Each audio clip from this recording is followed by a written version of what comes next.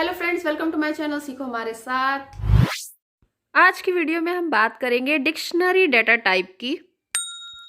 Dictionary एक तरह की लिस्ट या फिर हैश टेबल है जिसमें कुछ यूनिक कीज होती हैं। उस यूनिक की के हेल्प से उस डिक्शनरी का वैल्यू एक्सेस किया जाता है। ये यूनिक की नंबर हो सकती है या फिर स्ट्रिंग हो सकती है, या हम कुछ और भी डाल सकते हैं, लेकिन नंबर या फिर स्ट्रिंग जनरली हम डालते हैं डिक्शनरी में और उसकी हेल्प से वैल्यू एक्सेस होती है डिक्शनरी की।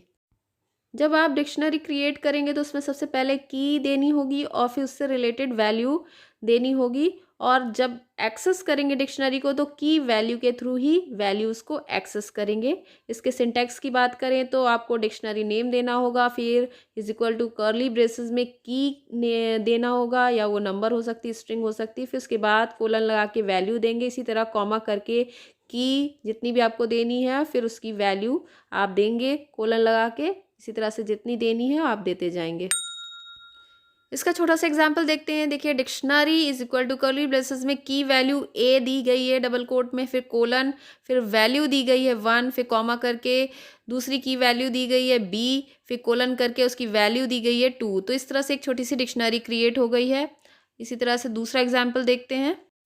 इसमें डिक्शनरी का नाम डिक्शनरी लिस्ट रखा गया है, फिर कर्ली ब्रेसेस में नेम एक की है और उसकी वैल्यू रोली है, फिर कोलन लगा के बताया, फिर कॉमा करके दूसरी की वैल्यू हॉबीज़ दी है, फिर कोलन लगा के उसकी values painting, comma singing, comma cooking. इस तरह से आप कई सारे डेटा भी डाल सकते हैं स्क्वायर ब्रैकेट में, फिर कर्ली ब्रेसेस बंद कर देंगे। इस तरह से डिक्शनरी क्रिएट होगी। तो आइए पाइचाम ओपन करके डिक्शनरी क्रिएट करते हैं। DICT डिक्स नाम की एक डिक्शनरी क्रिएट करी, इक्वल टू कर्ली ब्रेसेस में चैनल, ये एक स्ट्रिंग टाइप का कीवर्ड मैंने लिया है, फिर कोलन आपका चैनल सीखो हमारे साथ इसका नाम लिखा है, फिर कॉमा करके दूसरा की वैल्यू लिया है, की है सब्जेक्ट, और फिर कोलन लगा के उसकी वैल्यू डाली है कंप्यूटर साइंस, फिर कॉमा लगा के तीसरी की ली है प्रोग्रामिंग इन, फिर कोलन लगा के पाइथन, ये वैल्यू डाली और कर्ली ब्रेसेस बंद कर दिया। तो इस तरह से ये डिक्शनरी एक क्रिएट हो गई है। तो प्रिंट DICT डिक्स लिखेंगे तो ये डिक्शनरी प्रिंट कर देगा वैल्यू। देखिए, आपको पहले वाले आउटपुट में चैनल सीखो हमारे साथ, subject computer science, programming in Python दिख रहा है। फिर बाद में अगर आप डिक्शनरी में कोई और की वैल्यू ऐड करना चाहते हैं, जैसे मैंने एक और ऐड करी नेम और उसकी वैल्यू डाली रोली, तो वो भी ऐड हो गया। देखिए, दोबारा प्रिंट कराया है तो देखिए आगे देख रहे हैं नेम रोली, ये भी प्रिंट कर दिया है। तो इस तरह से आप डिक्शनरी में अपडेशंस भी कर सकते हैं, बाद में और की ऐड करके उसकी वैल्यू डाल सकते हैं। जिस तरह से मैंने पहले भी कई डेटा टाइप्स आपको बताए हैं, स्ट्रिंग, टपल, लिस्ट, इन सबसे रिलेटेड मेथड यानी फंक्शंस बताएं। उसी तरह से डिक्शनरी के भी फंक्शंस होते हैं, उसके थ्रू अलग अलग ऑपरेशंस परफॉर्म करते हैं। तो ये मेथड आपको दिए हुए हैं, क्लियर हो जाएगा, डाटा एलिमेंट्स क्लियर हो जाएंगे डिक्शनरी के, कॉपी से डिक्शनरी की कॉपी क्रिएट हो जाएगी। तो इस तरह के अलग अलग फंक्शंस हैं, उसके कुछ फंक्शंस मैं यूज़ करके आपको बता रही हूँ।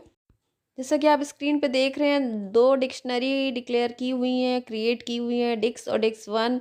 तो एक डिक्स की लेंथ निकालने के लिए क्या करना होगा, डिक्शनरी की लेंथ निकालने के लिए लेन फंक्शन यूज़ होगा। आप देख रहे हैं लेन फंक्शन में डिक्स यानी डिक्शनरी का नेम पास किया है आर्ग्यूमेंट में, तो इसकी लेंथ 4 दिखा रहा है। आप देखिए लेंथ ऑफ डिक्शनरी आउटपुट में नीचे, तो लेंथ ऑफ डिक्शनरी 4 दिखा रहा है। इसी तरह से आइटम्स भी अगर आप देखना चाहते हैं तो उसको भी प्रिंट करा सकते हैं।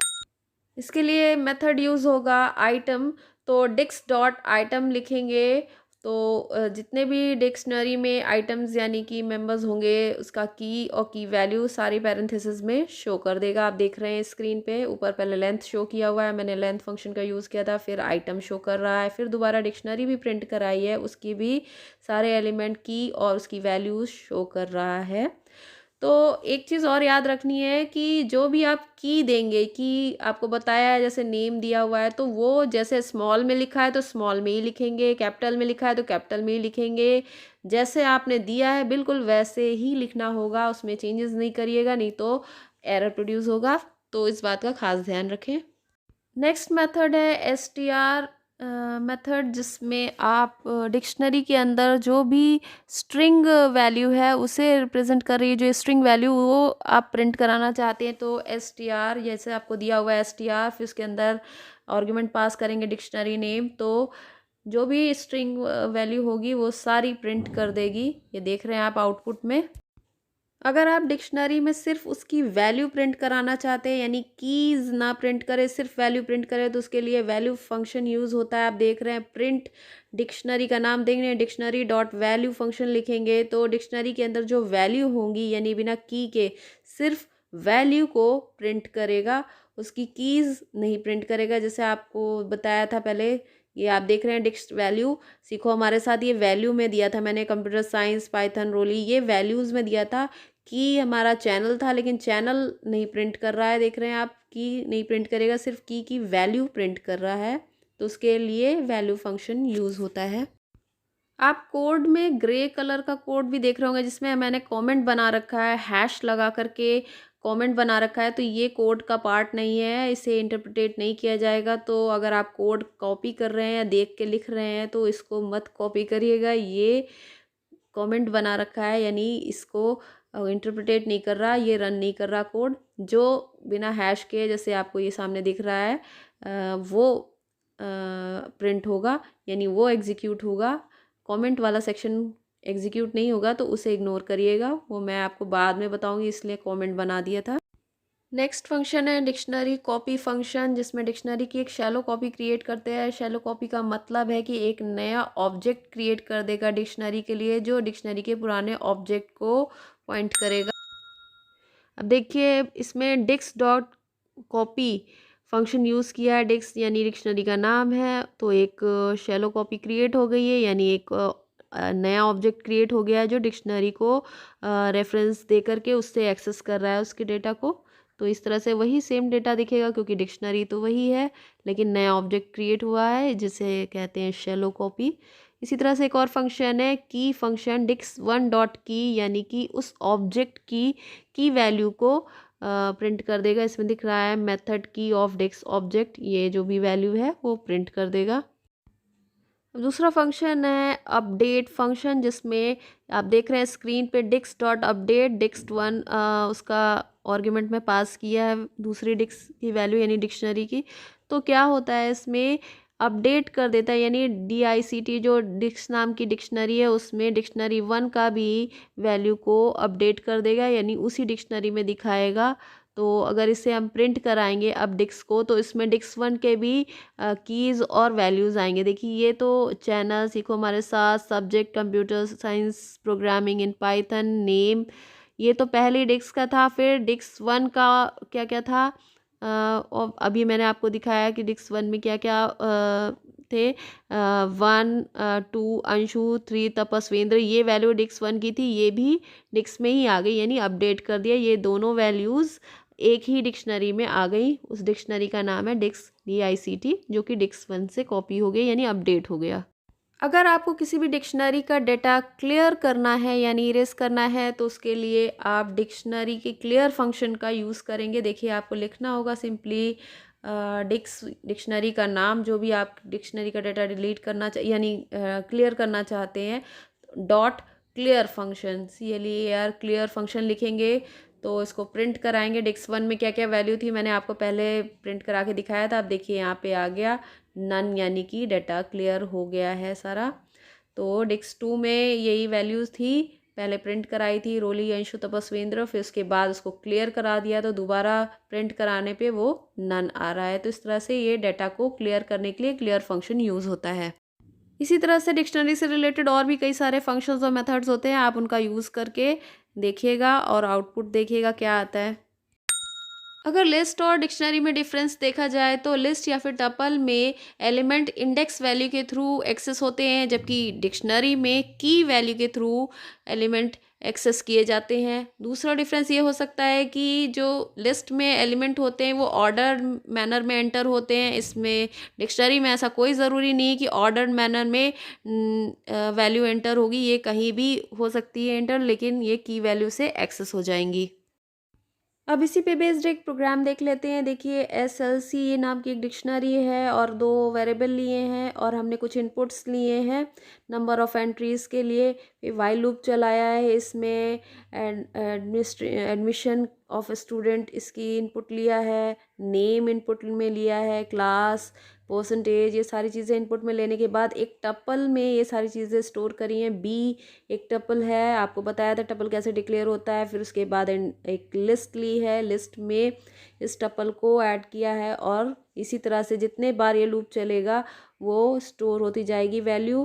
फिर उसकी SLC यानी डिक्शनरी की की को L में स्टोर किया है और फिर बाद में आउटपुट के लिए एक आई लूप चलाया है जो की वैल्यू जहाँ तक जितनी है वहाँ तक वो लूप चलेगा और फिर प्रिंट कराया गया है हर एक वैल्यू को जो हमने इनपुट में लिया था।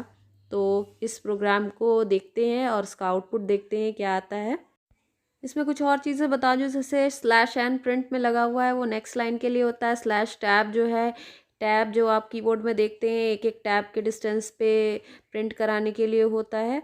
तो इस तरह से मैंने की वैल्यू के थ्रू वैल्यू प्रिंट कराई है जितनी भी हमारे डिक्शनरी में थी वैल्यू J से लेके Z तक, तो प्रिंट कर देगा पूरा एंड तक डिक्शनरी में जहाँ तक आपका डेटा है।